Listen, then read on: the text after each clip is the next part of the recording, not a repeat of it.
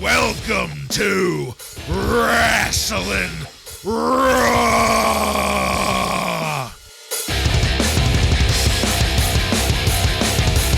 Alright, you're listening to Wrasslin Raw, the podcast that takes you back to when Raw became war and Attitude ruled. Thank you for joining us. You're here with Ryan Arico. Good thing you're wearing your dark britches tonight.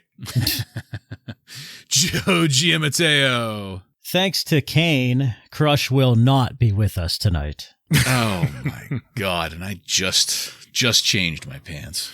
Well, you should have had the dark britches on. Yeah. It's a shame.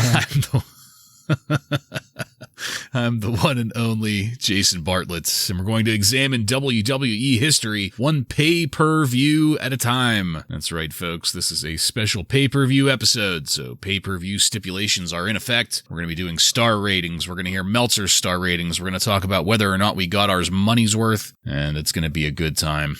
Just a quick reminder to all of our listeners out there, do us a favor. Spread us around. The best way to do that, rate, review, follow. I mean, come on. How can the populace of the world not, as like a collective entity, know that Wrasslin Raw exists without assistance from viewers like you? Spread the word, you degenerates.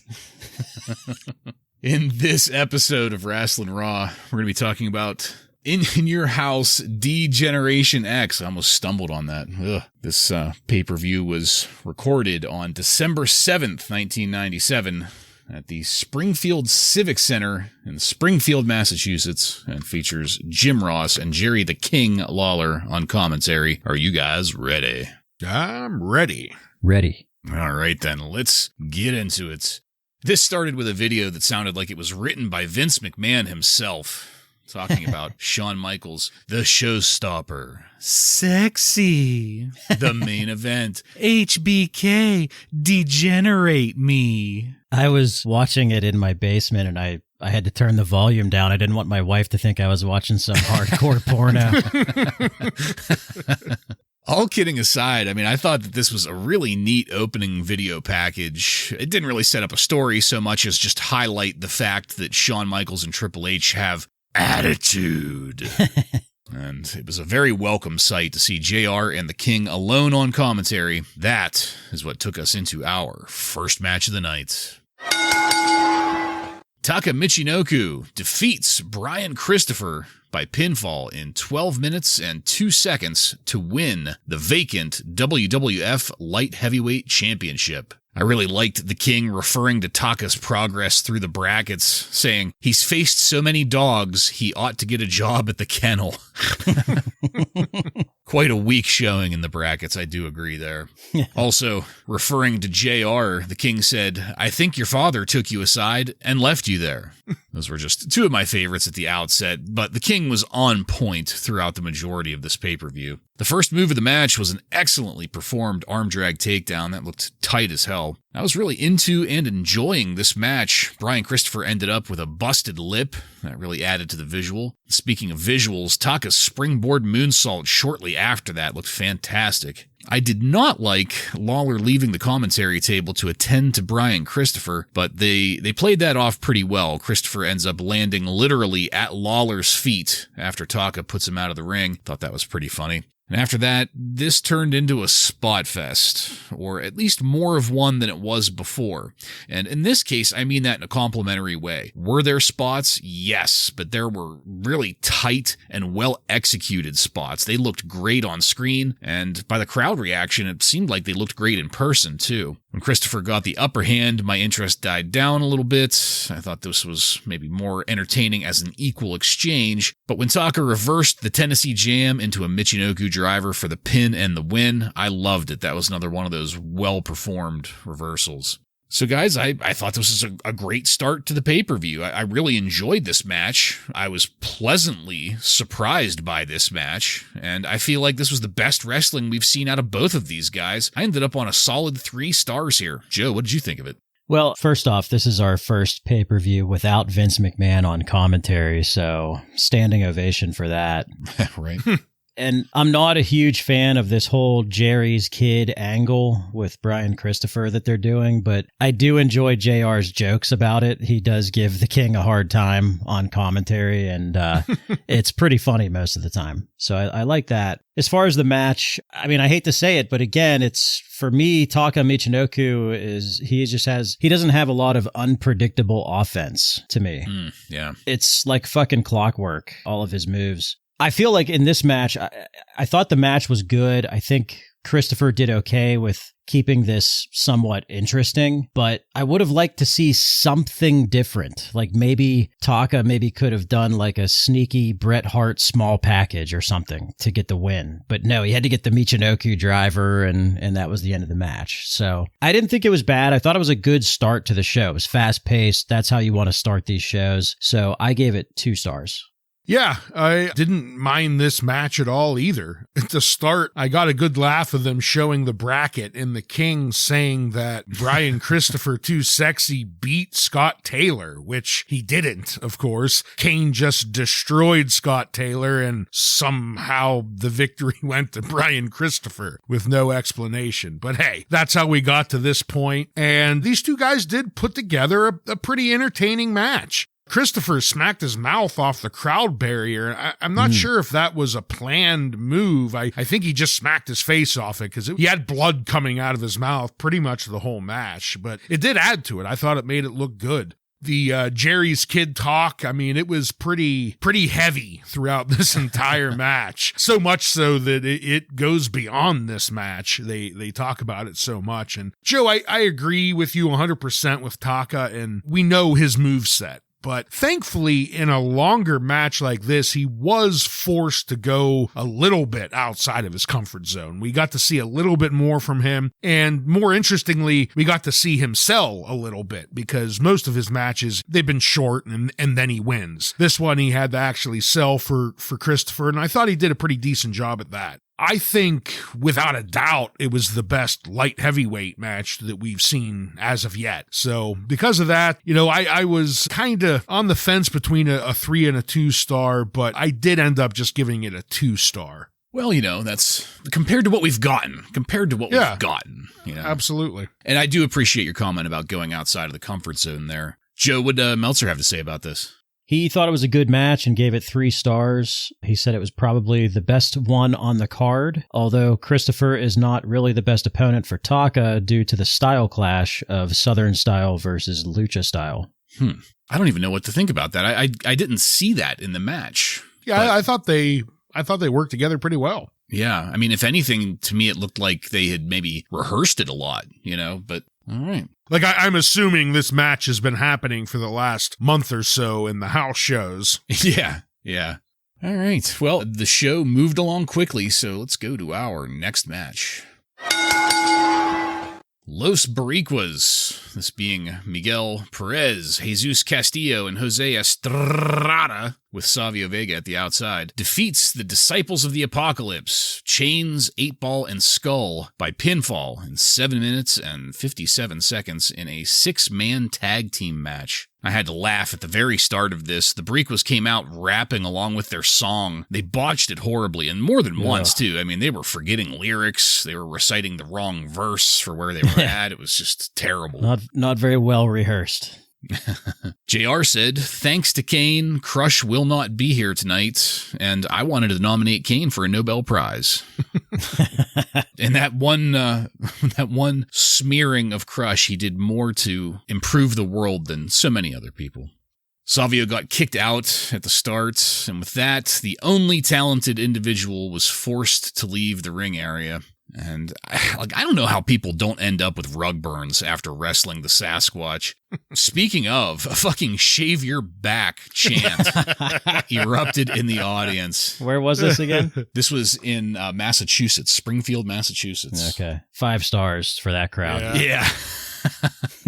That was it. That was the highlight of this match for me. I was totally disinterested in this to begin with, but when Savio eventually came down and tried to tag himself in, I totally checked out. I mean, that made zero sense.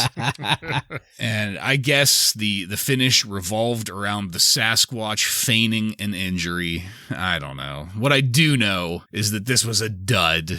Ryan, where are you at with it? Well, I mean, I'm just going to start off saying the highlight of the entire match is when they said Crush is still injured from being destroyed by Kane. That was definitely the highlight because, let's be honest, I don't give two flying fucks about anyone involved in this match. I mean, quite the opposite. I despise most of the people in this match. And, you know, I have to also bring up the shave your back chant because that was also a highlight. And that's it for highlights. You know, Kane injuring Crush, shave your back, Sasquatch Prez. That's the two main things here. The rest of it's absolute shit. And I have a question. Do you think Jose could pull those fucking pants up any higher?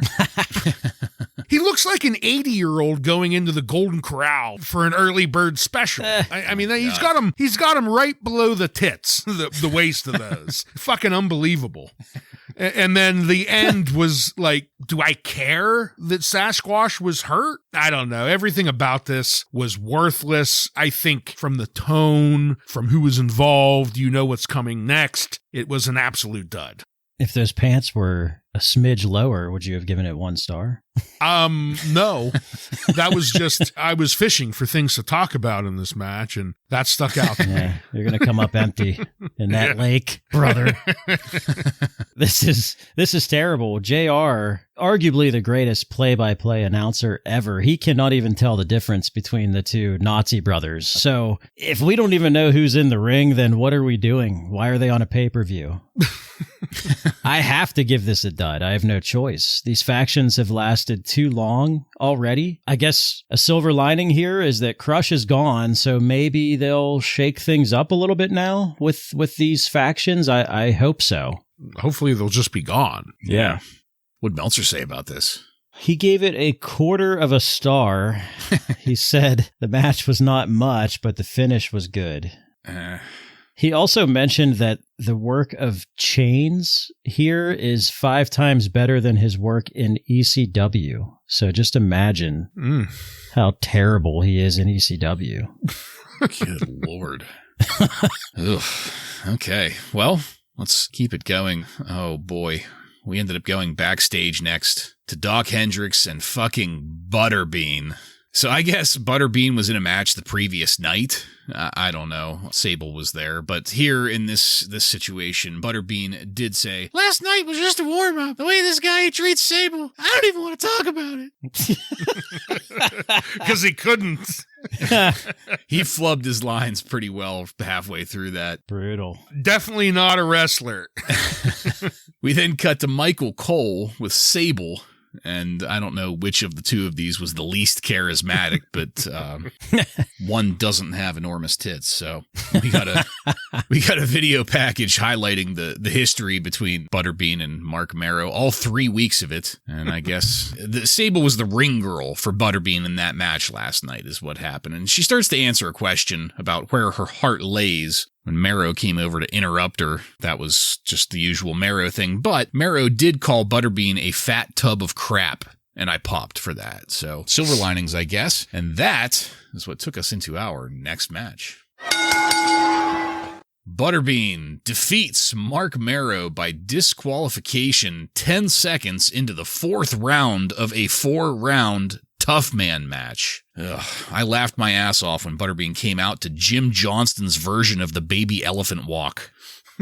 It just sounded like boom, boom, boom, boom, boom, except, except attituded up.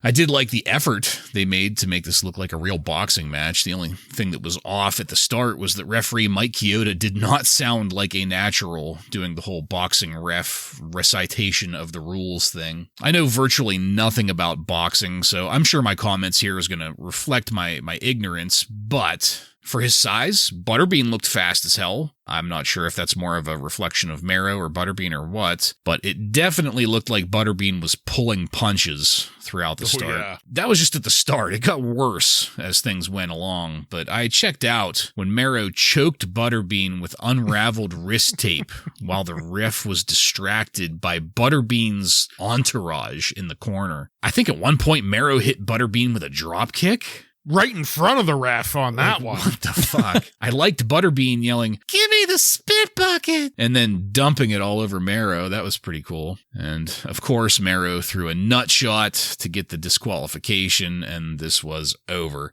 I didn't mind this like at the beginning, but it got progressively worse as it got closer to a wrestling match than a boxing match. So of course I ended up on a dud for this match. And guys, I'd like you both to start whether or not you're into boxing at all and whether or not you carried that into your viewing of this match. Joe, why don't you take that first? Well, first off, I was back in this time period into the bigger fights, but not fucking Butterbean, because he was like a gimmick boxer. He would only, most of his boxing matches were only those 4-round matches. I think almost all of them were, yeah. Yeah. So he was more like a gimmick. Like, who the fuck paid for a Butterbean match or watched it on their scrambler box? Nobody, probably. I don't know. But this is a worked boxing match on a wrestling show, so I already hate it before it even started.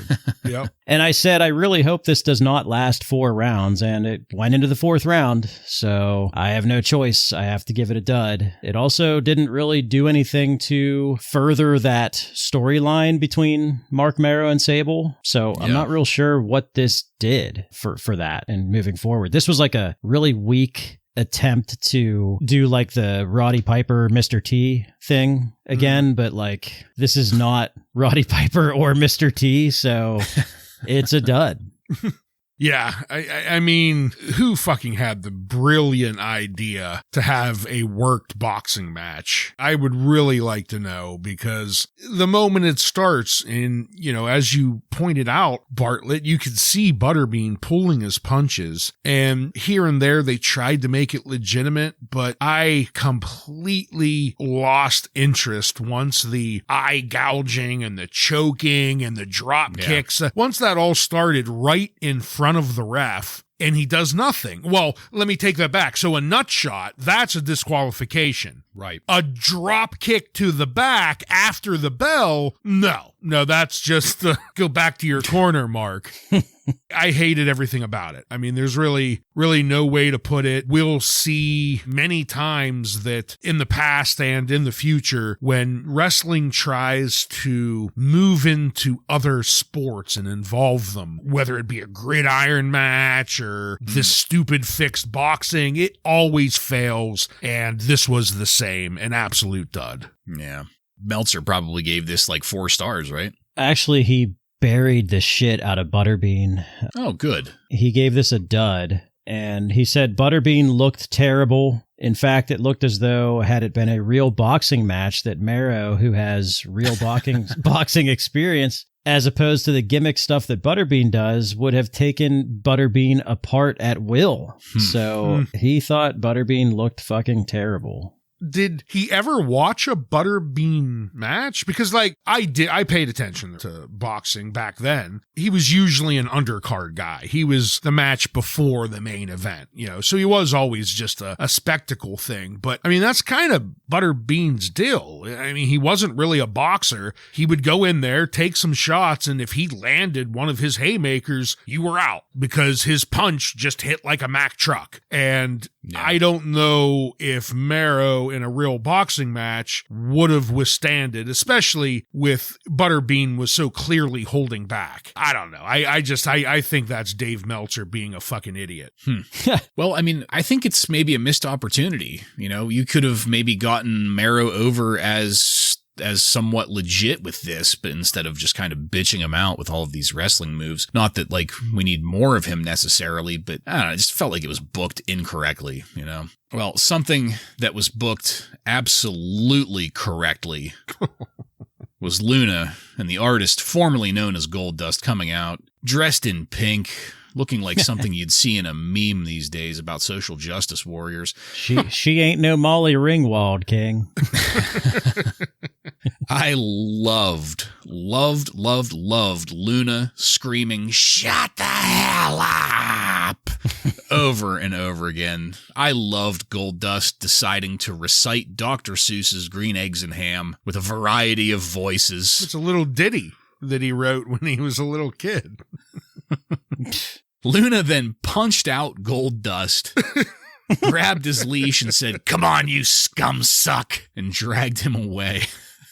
So, I mean, that lasted a lot longer than I made it sound, but I loved it. I would encourage anybody to go back and watch this because I am really loving this bizarre Goldust shit. I don't remember things being this extreme, but now that I'm going back and seeing it, it's great. I especially loved that he was, again, let out on a chain, and he had the FU on his face for Forever Unchained. Yeah. You know? Yeah. I remember this extremely bizarre version, but I don't remember it happening just this quickly. Like, this was like overnight that he just went back to this extreme bizarre behavior. Yeah. But man, is it so nice seeing this after all that Terry and Dustin shit they were doing for several weeks. And Dakota, baby Dakota. Yes. Which, by the way, with this wardrobe change on Goldust here, you can very clearly see a tattoo on his right arm that says Dakota. And if this had been a match, I would have been tempted to give it a dud and make it an automatic low light just because of that. But after that, we went to the Legion of Doom. They were on our screens cutting promos about the still unnamed New Age Outlaws. I was very surprised by this because I thought that the tag team title situation was settled. And correct me if I'm wrong, but Joe, you were reporting that that the Legion of Doom, at least, not Hawk specifically, were potentially out of the picture for health reasons or something. But we're going to have a match. Yeah, they were going to take a break. It didn't... Yeah. I don't think it specified why, but yeah, they were going to be taking a break. Okay. I assume that'll be after this match. Yeah. Hawk addressed Mr. Dog and Mr. Ass. He got really creative and detailed in the way that they could be compared to snot up his nose. And that beautiful imagery is what took us into our next match. The Road Dogg and Billy Gunn defeat the Legion of Doom, Hawk and Animal, by disqualification in 10 minutes and 33 seconds to retain the WWF Tag Team Championships. The Roadie's microphone intro was really entertaining, at least the first time, especially when LOD ran them off and made them come back again. And they ended up repeating that a couple of times, and just whenever I started thinking to myself that this is getting pretty old, Jerry Briscoe showed up to stop them and just blocked that door like a wall. And then he got choke slammed by King. That allowed LOD to jumpstart things. And since I had no idea this match was happening and wouldn't have cared anyway, I don't really have much on this. I think Billy hit a real knee drop on Hawk because some kind of expletive was bleeped out whenever that hit that sounded like it indicated that the knee drop hurt for real. But then Henry Godwin came out with a fucking slop bucket, attacked LOD, who grabbed the bucket off of Henry and started swinging at everybody, the referee included. And it should be noted that the ref didn't have a problem with the foreign object until it was swung at him. And that's it. In my personal rating system, all matches start at a 1-star and then either go up or down. This match remained at a 1-star because nothing of interest, good or bad, happened during this to move that rating. Ryan, what'd you think of it? Well, I did not like during the promos backstage. I did not like Hawk switching up their catch line to say, "Oh, what a booger." It just didn't. Yeah. It didn't really fit, and it just felt awkward and forced. But I did like when Road Dogg and Mr. Ass were coming down. Road Dogg says that he is the tour guide for Jurassic Park. That was amazing. And then he starts laying into all the dinosaurs that they're going to see tonight. I thought that was pretty clever on his part. Then we get to Chicken Shit Hill, and Bartlett, I totally agree. The first time's fine. The second, third, third and fourth time, Yeah. you're jumping over the line. That's taking it just a little too far. I did like, though, when there was some action outside the ring, at one point a cooler is busted over Hawk's back, and the King screams out, "Hey, that was our soft drinks." I thought that was a good line out of him. And I did say, I actually thought some of the wrestling and action was okay. Like you said, you kind of stay at a 1 when it's something like that, but the ending really fucking made me hate it. Having Henry come out here and cause a disqualification, I guess solely so LOD could go packing without a true loss or anything, but that made me go into dud territory, because I thought the end ruined the 1 star that this match had. Yeah, so for me, I didn't think that this match was very good, but for some reason during the whole thing, I was just thinking, this is a very stiff, brutal match, which for me, like the New Age Outlaws, they are these goofy, arrogant douchebags. But at the same time, they can hang in the ring with guys like the Road Warriors who, I mean, we've heard stories from shoot interviews and stuff that was no easy task to go into the ring with these guys. And I don't know, for me, like I just saw this match as kind of giving the Outlaws some street cred here. They really hung in there and took a pretty good beating from the Road Warriors who, they're not scientific wrestlers, that's for sure. So I was kind of entertained by that fact, even though there was not a clean win here for the Outlaws. I think this match did pretty good things for them, and maybe we are seeing a proper phase out of LOD at this point. So I actually gave this 2 stars. What'd Meltzer say about it? He gave it a dud. He said that it was a bad match with an even worse finish. Well, yeah. I guess I'm in Dave's camp. Not a good place to be. Oh, yeah. You don't... There's papers everywhere, and just God only knows what's under that top layer of trash in that room.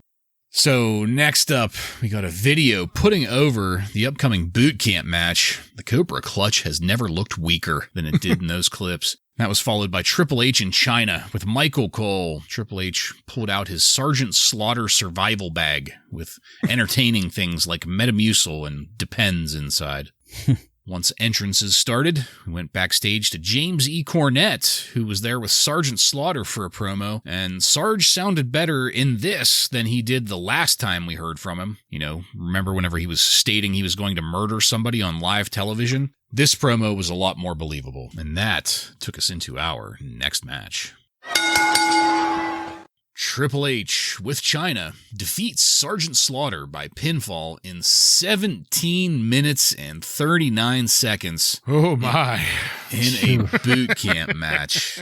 Yeah. So I looked it up ahead of time, and JR did clarify it for us, but a boot camp match is more or less a hardcore match, but without the falls count anywhere stipulation. So interference, foreign objects, all good, but there needs to be a pin or submission in the ring for it to count, for the victory to count. Because of all the rings that are at boot camp. Right. Which makes sense. You have to keep it in the ring. This is a time-honored military tradition. Yeah, that has been used since the Continental Army, for Christ's sakes. Mm-hmm. We know all about time-honored traditions here.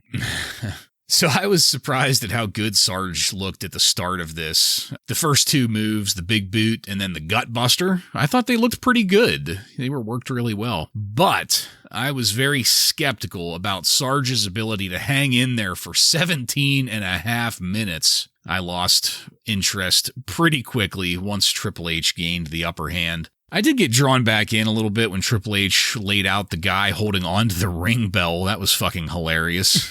They went back and took a second look at him, and he was like splayed like a cartoon there. That was good.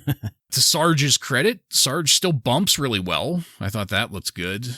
And I got a little scared when Trips went for the press off of the top rope. I didn't think Sarge could get over in time to not land on the top of his head, but he barely made it. And I got a little more interested when Slaughter hit China with that baby powder he pulled out of God knows where. But I felt that was a really good way to involve China that hadn't really happened up to that point. And there was some fuckery with a chair, and the finish was a pedigree on a chair. So this might be an unpopular opinion, but I ended up on a dud with this match. Despite how good Slaughter looked at the start, the match fizzled over time. You know, if they had maybe kept it to under 10 minutes, like maybe that would have been better. But as it stands, this gave me two big problems coming out of it. Number one, Triple H and Mankind have had more brutal and entertaining matches than this on Raw, for Christ's sakes. Two, I don't know how I'm supposed to look at Sarge as the authority figure now after this. And in both of those cases, it feels like we've taken 2 steps back with some of the great progress we've made here in the Attitude Era. Joe, what did you think of this? Well, I knew we were in trouble when Sergeant Slaughter came out to the Patriots music. Yeah, I didn't realize that Kurt Angle's music was such a regurgitated song. Yeah, I have a lot of notes that I took during this match, but I'm not going to go through them because I looked through them briefly and I have nothing good to say about this. You got to condense them and summarize. Sergeant Slaughter is old and slow, and this was not good. This was booked very poorly, in my opinion. This is a boot camp match, but tell me what was, boot camp is known for being brutal, right? Like, what was brutal about this match other than a pedigree on a chair? Well, that Bell guy took a hell of a bump. Yeah. Stone Cold's beer guy took a nice bump, and that's about it. This was really bad. 17 minutes for someone who is clearly just too old and slow for 17 minutes. It was not good. And if it were me, like, looking back on this, I maybe would have booked this as just a straight up hardcore match, even though hardcore matches don't exist, but they do over on ECW. So why not maybe do something like that?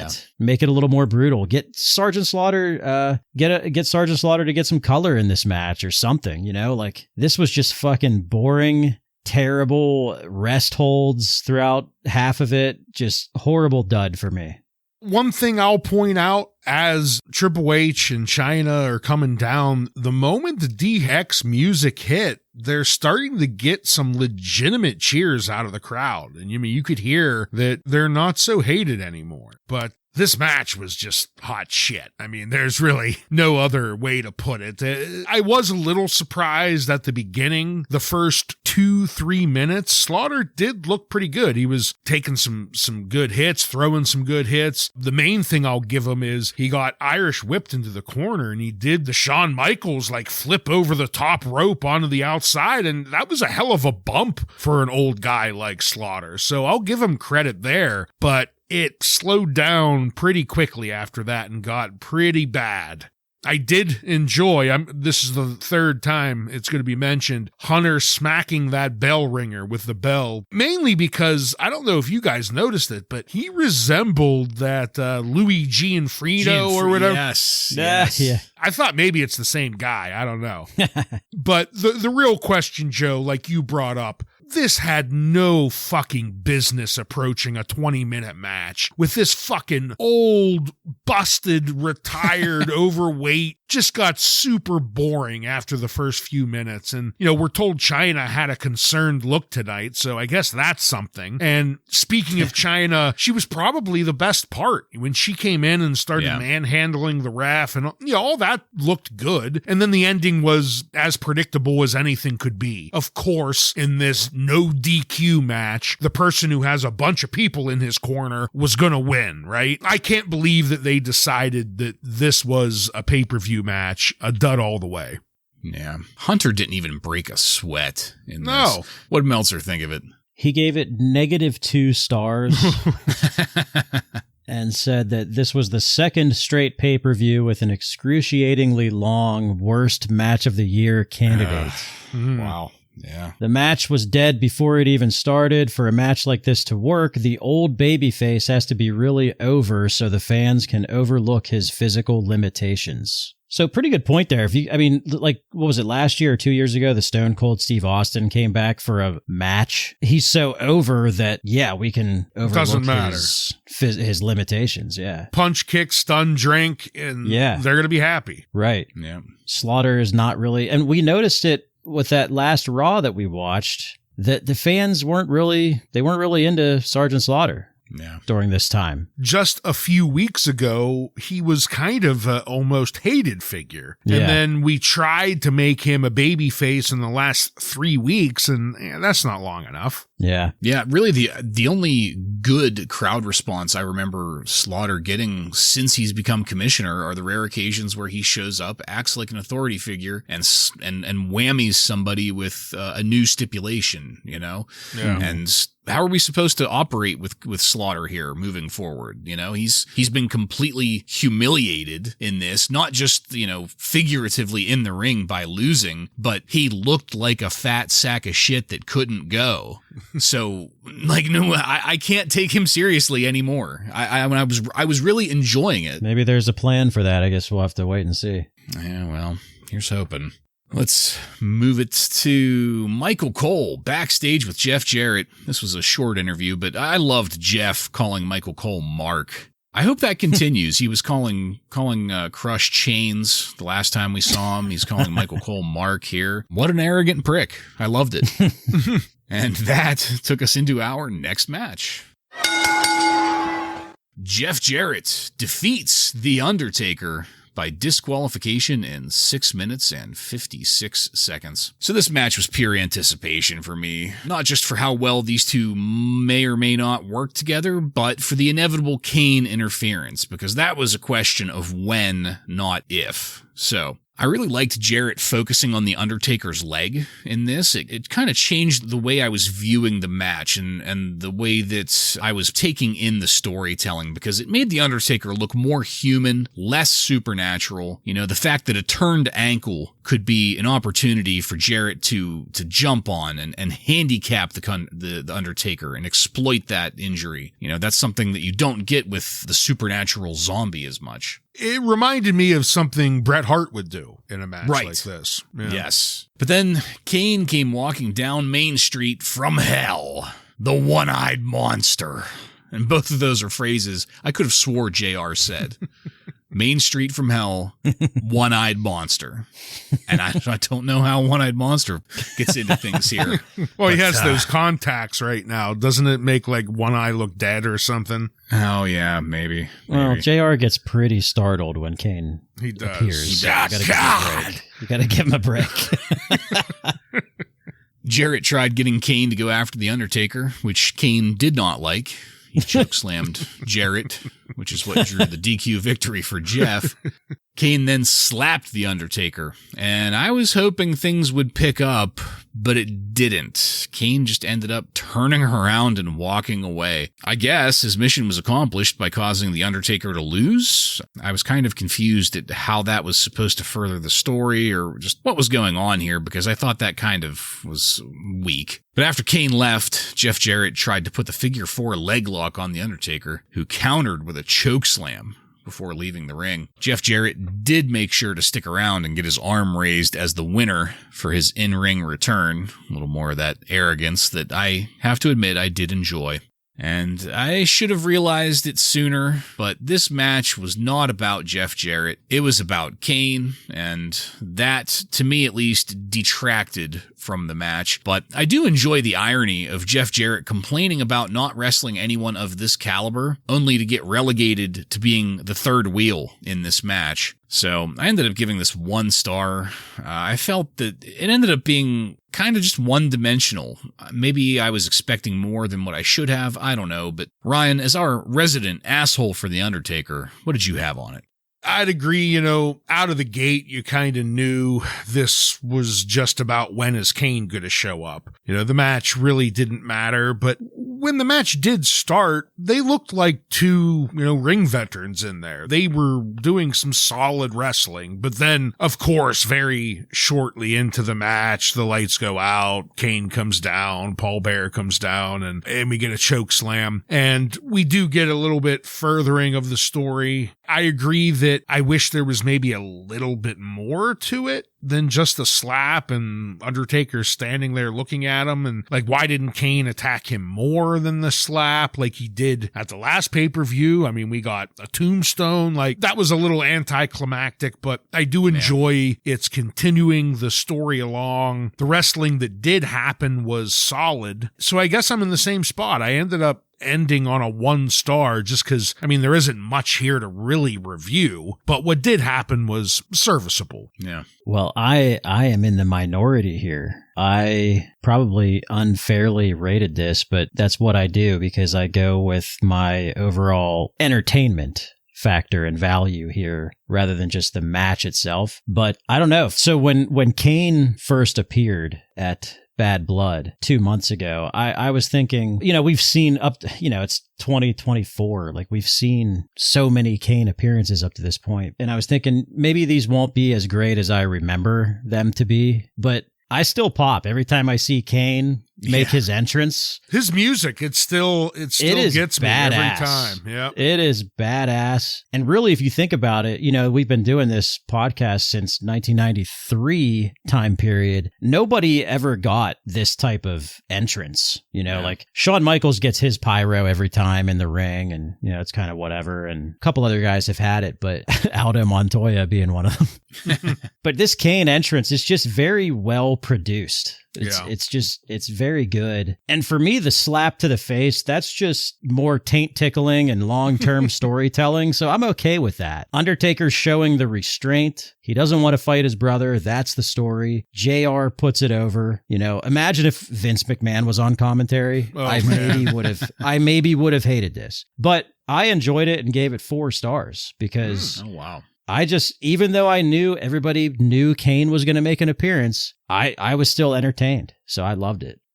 Joe, something that I would say about his entrance is really, it's one of the best entrants since The Undertaker. They really did a great job of giving him a equally memorable, like the moment it starts, just like The Undertaker's, you know what it is. You're excited. Yeah. It's unique. Everything about it, they knocked out of the park with Kane. They really struck gold. Yeah. The red lighting. Yep. Yeah. Just all of it is just really great. What did Meltzer think of this? He was with you guys. He gave it a dud. He said, gave it a dud. Yeah, he really buried Jeff Jarrett. He didn't like Jeff Jarrett here. He said, if you look up the phrase "not getting over" in your dictionary, they'll have a photo of Jeff Jarrett in that outfit. He may not be wrong there, but yeah. In that Aztec outfit that he's wearing, whatever the fuck it is. The dress. Yeah. All right, so let's move it along. Next up was Michael Cole. He was up in the stands with Mark Henry. Michael Cole for like the 9th fucking time. Mark Henry was there to put over Milton Bradley. I guess he was sitting in the Milton Bradley section. I wonder how many of those other fans he was sitting with actually realized that. He looked as confused as we were. Mark says he's trying to get back in the ring as soon as he can, and also states that he's a Stone Cold fan. We got a video package highlighting The Rock and Stone Cold's current program, complete with an audio clip of JR yelling, "He's a blue chipper!" I'm glad you mentioned that. That's the one thing I noted about the video. I popped for that. Doc Hendricks was then backstage with The Rock and the rest of the nation. The Rock calling himself the People's Champion. Farouk and the rest remained silent throughout that. And that took us into our next match. Stone Cold Steve Austin defeats The Rock by pinfall in 5 minutes and 37 seconds to retain the WWF Intercontinental title. Austin drove his pickup truck to ringside and used the hood to step into the ring. I thought that was pretty cool. And the energy at the start of this was phenomenal. Austin and The Rock jump-starting things prior to the bell. That instantly had business picking up for me. That was followed by Stone Cold hitting a stunner on D'Lo Brown up on his truck. I mean, I fucking popped for that. The action in the ring was brief before Stone Cold got put outside. There were some shenanigans, and this was the one part of this that stretched my suspension of disbelief a little bit, as the nation had plenty of time to slam Austin all around that truck, all around the ring while the ref was distracted. But it paid off when Austin dodged a chair shot, causing Kama to hit Farouk into the truck. That was followed by Austin whipping Kama into the truck. He busted off the side view mirror on that. I mean, that was some great looking shit. I was hoping that maybe that would take care of the rest of the nation, because I really wanted to see a one-on-one match here. And we did get that for the most part. The nation tried a couple times to interfere again, but certainly not to the level of the start of the match. I was interested with the various ways The Rock was building towards the people's elbow. You can really clearly see now how he's working on that and trying to build that into a crowd-popping moment. I liked Austin stunning the ref instead of The Rock, and I especially liked it when The Rock pulled out the brass knucks. JR said it, which is one of those things where I don't say brass knuckles anymore. Ever. I only ever say brass knucks, and that is strictly because of Jim fucking Ross. And I'm pretty sure this was the first time we've heard him say it on our TV screens. Austin reversed the knucks into a stunner, though, and a second referee ran in to give him a 3 count instead of disqualifying him for stunning the first ref. I thought that was hilarious. It was an accident.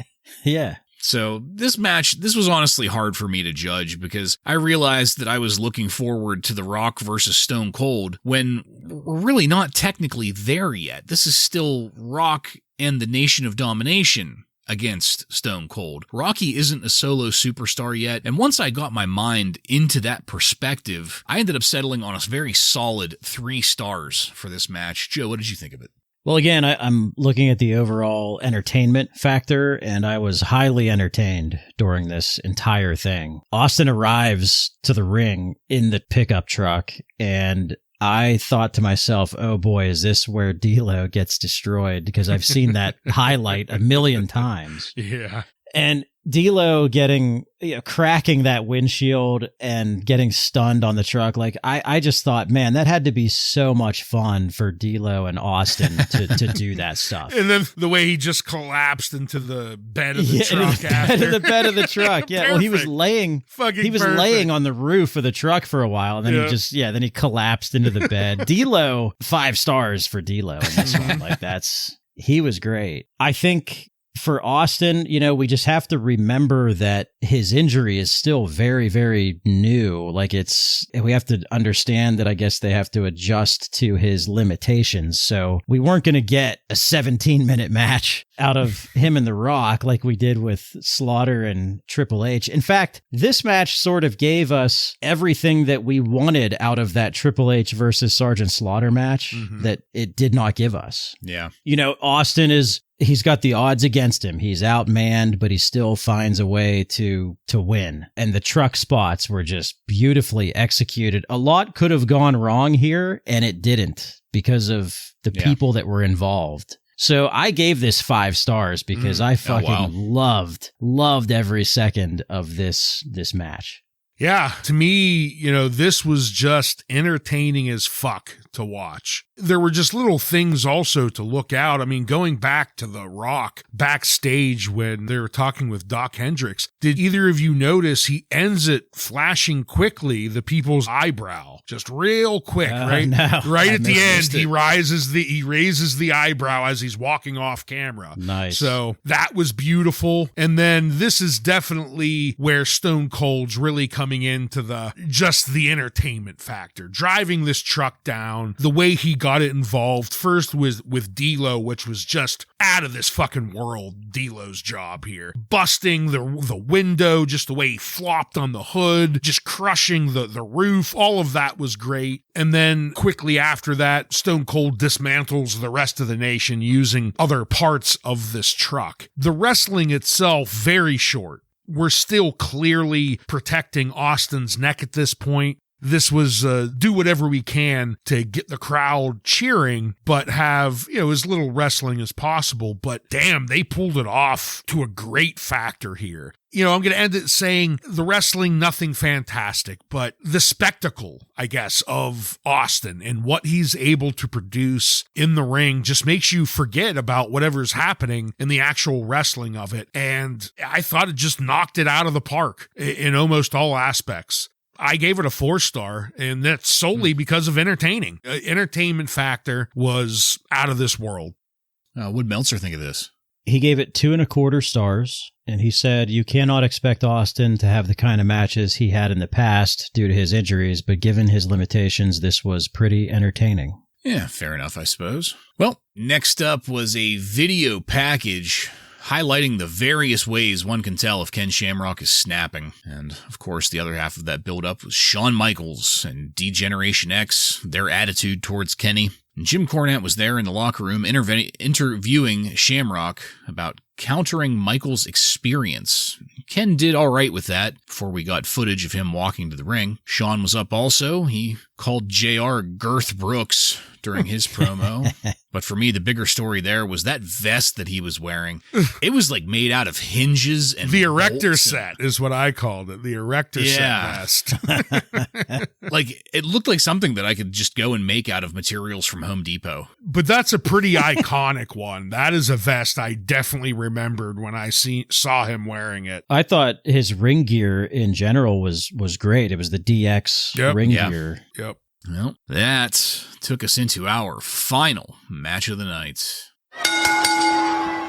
Ken Shamrock defeats Shawn Michaels with Triple H and Chyna by disqualification in 18 minutes and 29 seconds, with Shawn Michaels retaining the WWF Championship as a result. I'm really hoping that this pay-per-view marks the end of the Kevin Dunn seizure editing for DX's entrance. I can't think of why you'd want to keep it moving forward, but whatever. The first big thing that I noticed about this match was the energy. And I wish I could be more specific about that, but it's something the Stone Cold match had earlier and none of the other matches had. It's that intangible thing that gets produced when all of the pieces, and by that I mean the competitors, the crowd, commentary, the build-up, it all fit together and came together in this match. I loved Shawn spitting at Shamrock and Shamrock like going into a full guard, like reflexively. I thought that was pretty cool. Vince McMahon should have done that last pay-per-view. Yeah, right. One of the things that makes this a great matchup for me is the speed of the action. There weren't any plodding movements. Like even the stalls that they get into eventually, they felt energetic and relentless. I fucking popped when Shamrock punked out Earl Hebner like a bitch. I mean, what more can you ask for in a match? Both of these guys are better referees than Earl Hebner. That's right. Yes, absolutely right.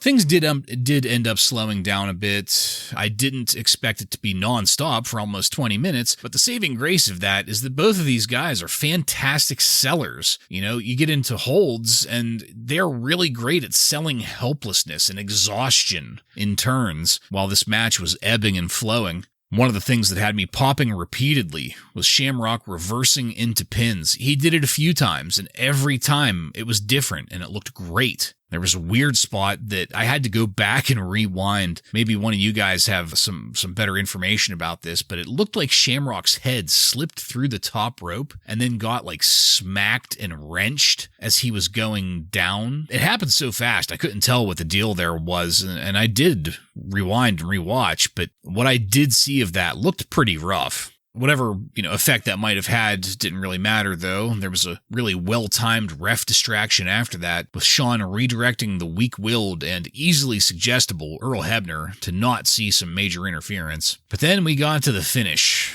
which was as soon as Shamrock put the ankle lock on, Triple H and Chyna hit the ring to take out Ken. Shawn loses the match, but keeps the title. But then, out of nowhere, Owen Hart hits the ring, literally foaming at the mouth as he fucking destroyed Shawn Michaels. He puts Shawn through the Spanish announce table, and then once he just leaps upon him down there at the floor, he started going for the fucking eye sockets.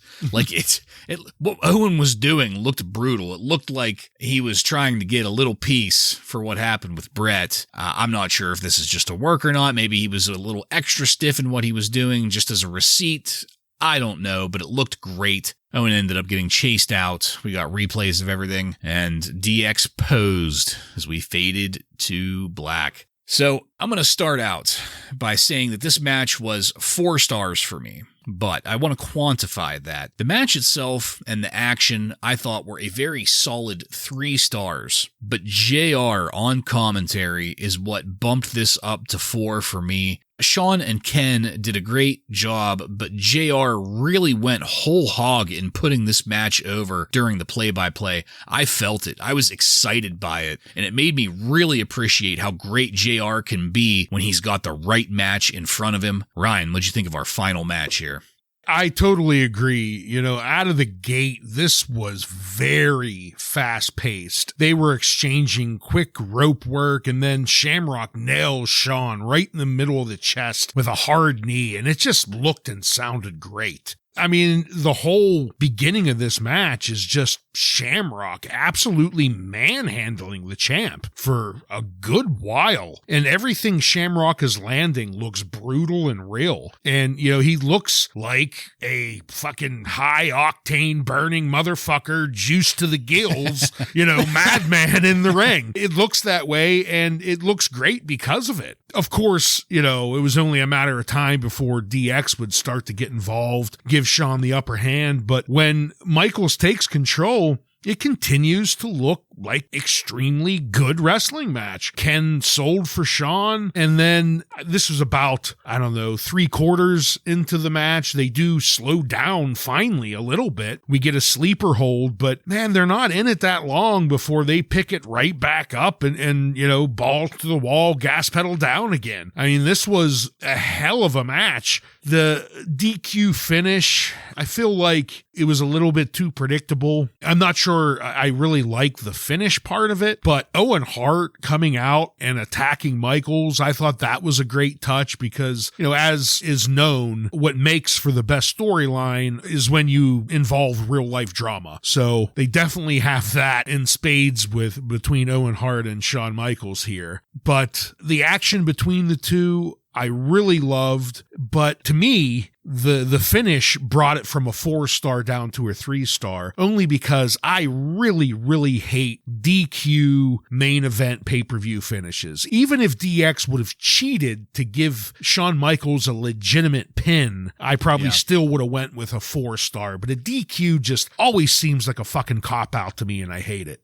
Yeah, this event is named D-Generation X, and to me, it didn't really do much for D-Generation X. They had 2 matches, and that was it. They didn't take over on commentary. They didn't interfere in any other matches. It's just kind of bizarre naming it D-Generation X, but that's sort of a side note. The match itself, I kind of fell in the middle here. There were a couple things I guess I was going to be a nitpicking dickbag about, where Shawn Michaels put Ken Shamrock in a couple of sleeper holds during this match, and I just thought, do I believe that Shawn Michaels could actually execute a sleeper hold on Ken Shamrock? Yeah. Maybe like a figure 4 or something like that, but I don't know. It bothered me for some reason. Ken Shamrock's head snapping on the ropes, that looked really bad. I'm assuming he maybe had a concussion or something from that because it looked pretty bad. But it didn't seem to faze him in the match. But I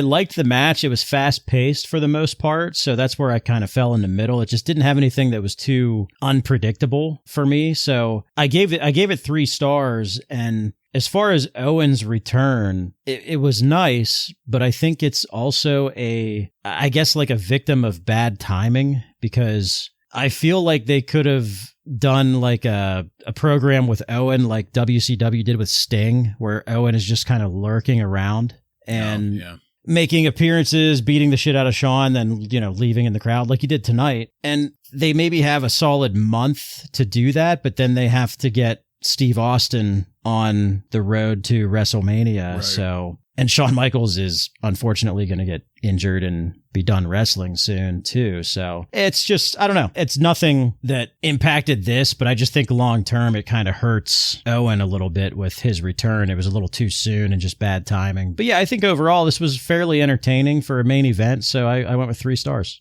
What'd Meltzer think of it?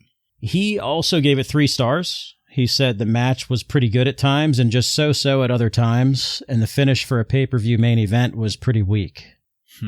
So I'm having a bit of a hard time with that. It's like, I'm not saying that the finish was terrible, but I mean, I think I can see what they were going for. They were trying to put over that ankle lock as such a devastating maneuver that the only way to save Shawn was to have that interference in the DQ and all that blah, blah, blah. I mean, you guys made great points about the finish, but that's kind of, I guess, how I saw it, was they were doing what they can to put over Ken Shamrock and his power there without actually giving him the title. I guess, for me, though, you could do that better by China is distracted distracting the ref. Ken puts in the ankle lock. The ref can't call it. And while the distraction's happening, Triple H, hits Ken with a chair shot to the head. And then the ref turns around and Shawn gets the victory. To me, that's still a better win than a DQ ending for a main event. Yeah. I don't know. That's just me. Yeah. Yeah. To me, too, with Ken Shamrock, it's a little unfortunate. Like, Ken Shamrock has all the tools to be a top guy.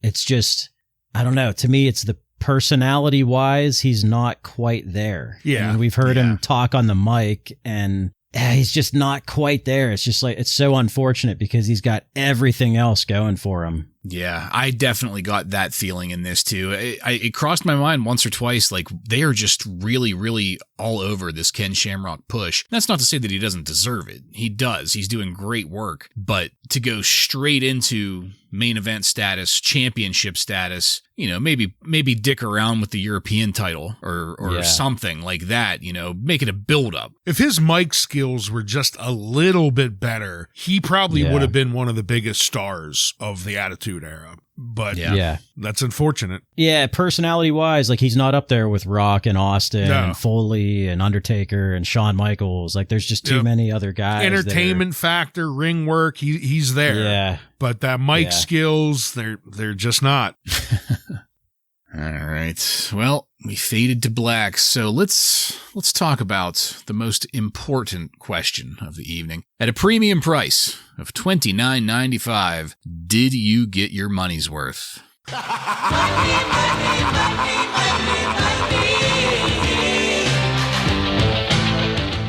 Ryan, why don't you take that? Even though I highly enjoyed the last two matches, both of them were really entertaining, I just couldn't get past how many duds I threw out tonight. And I have to say no. For the first time in quite a while, I did not get my money's worth. I can completely agree with you. It doesn't make a lot of sense because I dished out a 4-star, I dished out a 5-star, but too many duds. There were too many duds, and I'm usually a homer here and say that I did get my money's worth, but not for this one. Man, I'm like diametrically opposed to you guys tonight because I said yes, I did. I mean, I feel like you haven't said yes in like 3 years. Yeah. Have we had a pay-per-view you wanted to buy? I mean, tonight, DX, he wants to see the boot camp match over and over. He dished out, he dished out like 4 duds, but he got his money's worth. Well, so I would have bought this for the Austin and Shamrock matches alone. I wouldn't have bought this for any of the other matches, and I gave those both a pretty strong rating. I was entertained by both of them quite a bit. For me, though, the light heavyweight match was a very welcome surprise. It kind of felt like a little bit of a bonus. If it wasn't for that being there, I might have been closer to a no. But unfortunately, everything that followed that for the next hour and a half made me forget the light heavyweight match even existed. Yeah. Goldust and Luna. Come on. That puts some value in this. Green eggs and ham. Yeah. I got a little ditty. We all know the little ditty I wrote story. when I was a little kid. It's so bizarre. You're Dr. Seuss now? So, Joseph, do you have any numbers from the Wrestling Observer for us? I sure do. The Observer readers, only 18.6% thumbs up for this event. 73.3% thumbs down, and the rest in the middle. Man. Bartlett, you're one of those rare 18%ers. Yeah. You need to get that patch sewn on your shoulder, 18%er. I'm an 18%er. Yeah. Jeez. And your favorite match of all time and the reader's best match was Taka Michinoku versus Brian Christopher. Yep. The worst match was voted as Sergeant Slaughter versus Triple H. Which, you gave a 5-star, Bartlett? Yeah. Match of the year. Yep. That's I wrote it on the list. Dave Meltzer's general comments on the event was that the DX pay-per-view had a good but not great opener, a good main event with a weak finish, a surprise appearance by Owen Hart, which was only a matter of time before it happened, and one of the worst mid-cards in the history of pay-per-view. A collection of matches that each in their own way proved to be more unsatisfying than the one before it. And that was all. Each one worse than the next. Yes. I'm not saying that any of those mid-card matches were good. Far from it. I'm just saying that we've had so many worse pay-per-views leading up to this. Joe, and many others disagree. Yeah. I mean, we had a worst match of the year candidate. Yeah. And you gave it a 5-star. Yeah. I couldn't hit the 5 button on my keyboard fast 5 enough. star. 5. Guys, can we make this a match of the year candidate? I want to watch it again. Slaughter showed a lot of promise in this. Can't wait for his next match. I got a couple great matches. I got fucking bizarre Goldust. I got to make fun of Butterbean's voice. Come on, there's so many good things. See, I completely forgot about Butterbean already. Yeah, and we just talked about him. Another reason. No, I did not get my fucking money's worth.